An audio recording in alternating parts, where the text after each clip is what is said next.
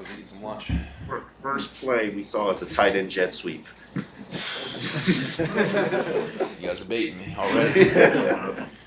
You can't talk ski. You can't talk ski. Well, this team obviously will have a decision on you at the end of the year, which shouldn't be a big decision. You're one of their best players. But I am curious this in all candor.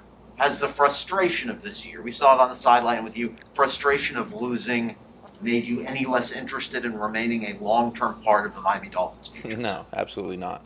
I think that we have a phenomenal organization.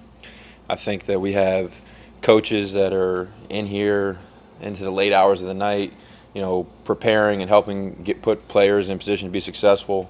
We got great guys in the locker room, an unbelievable strength staff that's helping guys maximize their abilities on the field, the best trainers, the best people in the kitchen, the best media team, security staff. I mean, the list goes on and on and on. You guys don't pay me. So like the list goes on and on about all the positives about this organization, and the product on Sunday I think will follow. I think that we're close. I've said that for weeks now, and I think it truly shows each and every week that we are close, very close, and at some point we got to turn the corner.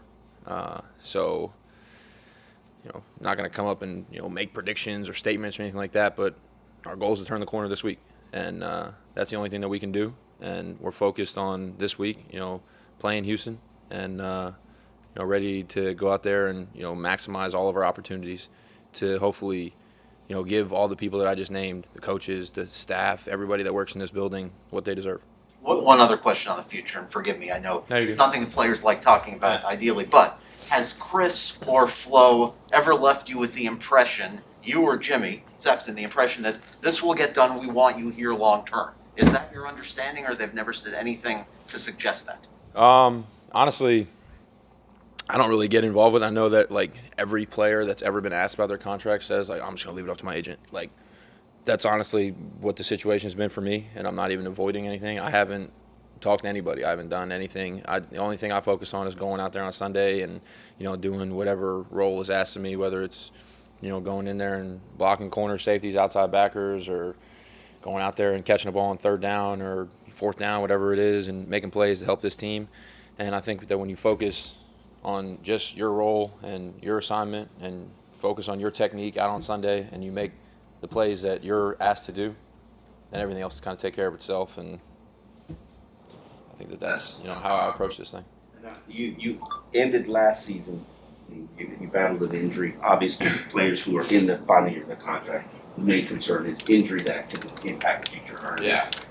Is that something that you worry about, and is that a motivator towards trying to get a deal done? No, honestly, I was not expecting to come in here and talk about contracts or anything, because I really don't think about it. And so health and all that kind of stuff, I don't think about that either. I just go out there and try to, like I said, produce and make the most of my opportunities.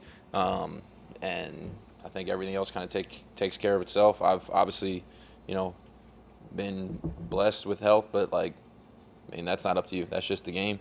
And so just kind of take it one play at a time and let everything else kind of handle itself.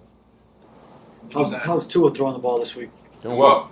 Yeah, I mean, I think he's done a good job. I think that honestly, collectively, we've kind of done a good job just kind of coming together and, like I said, talking about turning the corner.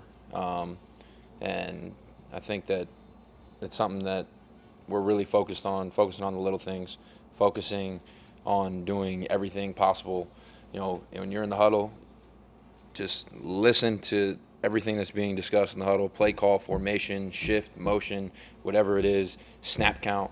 So this way when you go out there, you line up and you don't want to make negative plays before the ball snap. So we're trying to, prevent from kind of hurting ourselves, which is something that's shown up because we got talent, we got the ability to make plays, and we got great coaches and a good team and all that kind of stuff. But we got to be able to, put it together and not hurt ourselves.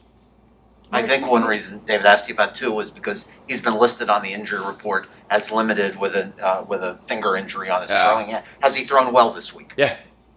I mean, I don't get into all the injury report stuff. If you guys want to get Kyle Johnson up here, I can call him and you guys can ask him the questions. But I stay far away from the injury report. With the alignment stuff, was it like something where you just came in on Monday, you guys looked at the film and you got sorted out, or as you kind of alluded to, was it more of like this entire week it's been a point of emphasis, the alignment and kind of a lot of the pre-snap stuff? Yeah, I think, obviously that kind of stuff can almost get overlooked because you're thinking about the play, you're thinking about what route, or thinking about who you're going to block or which combination, or trying to read the coverage. So I think that kind of just goes back to focusing one play at a time, focusing on your alignment, your assignment, the communication, the technique that needs to go into the play, and not having those small things equate to big things. So that's just kind of the focus, and that's been a focus for us this week. I've got a quick follow-up. So I know you don't want to talk about that specific play at the end of the first half, but just knowing the fact that you actually pointed out to Jalen to kind of like get into position.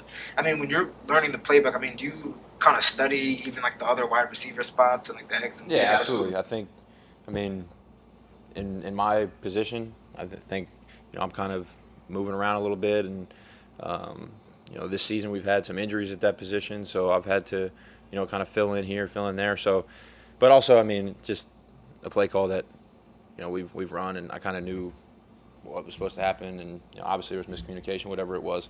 So stuff like that happens, but we need to be able to overcome that and prevent that from happening. Mike, at the beginning, you cited all the things that you have going for you in this organization. And to look at the list, there's a long list that you cited. Is there a time that you want to scratch your head and say, well, why aren't the results reflective? I think that's natural in this business. When you do have all these great people, and you do have so much hard work, and you got this big nice building, and you got everything and anything that you could possibly want, why aren't the results there on Sunday? And that's when I always go back to, we're close. We're a ball bouncing the right way for us. Instead of going out of the back of the end zone, maybe somebody falls on in the end zone, touchdown.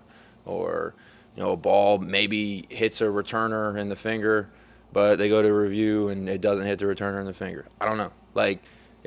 That's what I mean when I say we're that close. Obviously, you don't want to leave it up to those plays. You want to be able to go out there and control the game on your own terms. But, we just got to keep pushing, keep pressing, keep trusting. I think that's the biggest thing, because it's easy to get down, and it's easy to, not have belief or trust anymore when you're 1-7. But I think this is the time when you can really improve and really get better and fight through adversity. I've been on a team before where we were 1-7, and we weren't supposed to win a game the whole year, and we come out and we have a couple wins to end the season, and people are on a high note, all that kind of stuff. I'm not saying that that's this year, but I'm saying that we got to be able to build off of fight through adversity and build off of positives to kind of, like I said earlier, turn this corner. That was going to be my follow-up, whether a couple of years ago. Yeah, no, this is a different situation. Every year is a different situation, different team. But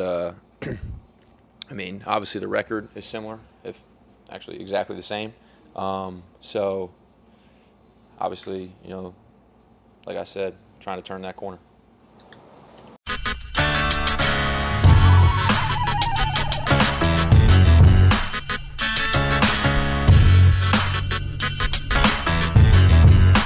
This is the Big O Show.